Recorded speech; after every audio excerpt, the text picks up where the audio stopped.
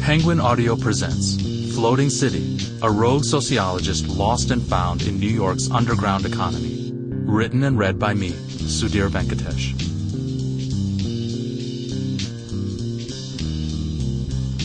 To Amanda, a forever love.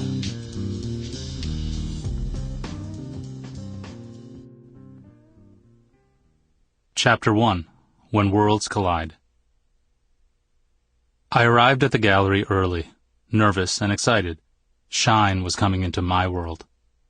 For 5 years, ever since arriving in New York City in 1997, I had been trying to understand the city's underground economy, the little-known world of shadows where people hid income, broke laws, and found an endless number of creative ways to make a buck.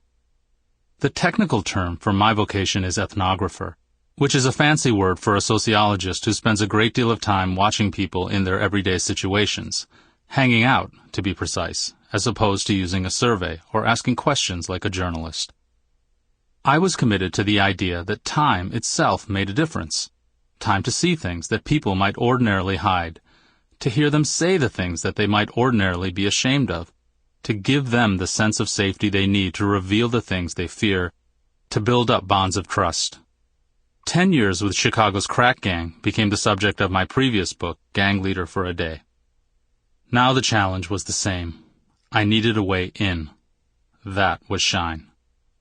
An accomplished Harlem crack dealer when I first met him, he'd been trying to expand into new markets as the crack business slowed.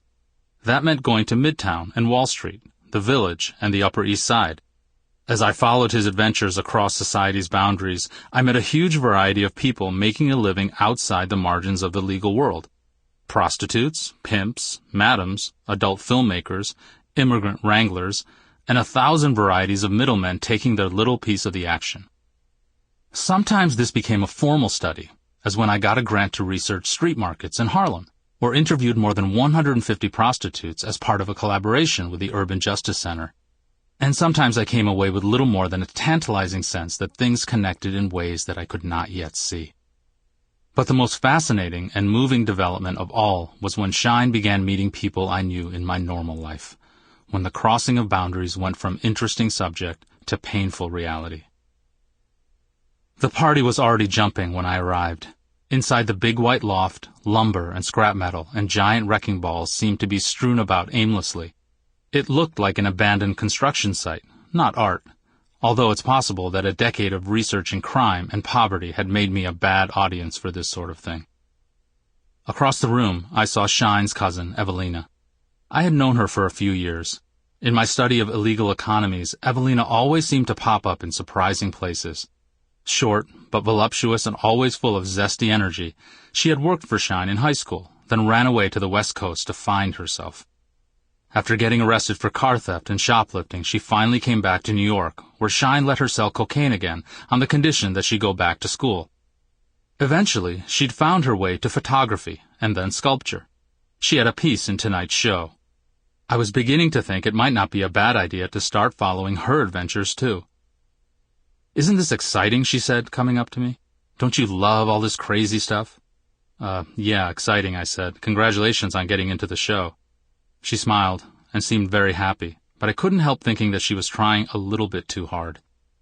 Like me, she stood out in the sea of white faces. I knew from Shine that she was smitten with the art world of Soho and Chelsea and someday hoped to own a gallery of her own. In the meantime, he was letting her keep 30% of every sale that she could make downtown. Evelina loved being able to accommodate her fabulous new friends, but she wasn't always so smart about getting their money up front. This was, in fact, one of the principal reasons Shine was coming to the gallery tonight. If he was going to survive in this new territory, he told me, he was going to have to find a way to make these damn artists pay up.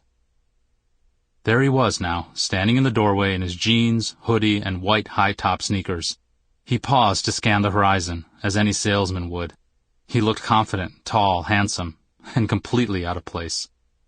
With 3 people of color in the room, this was now officially the most integrated gathering I'd ever seen in Soho. Shine hesitated for a moment. Maybe it was a moment's doubt. I can't be sure. Sample complete. Ready to continue?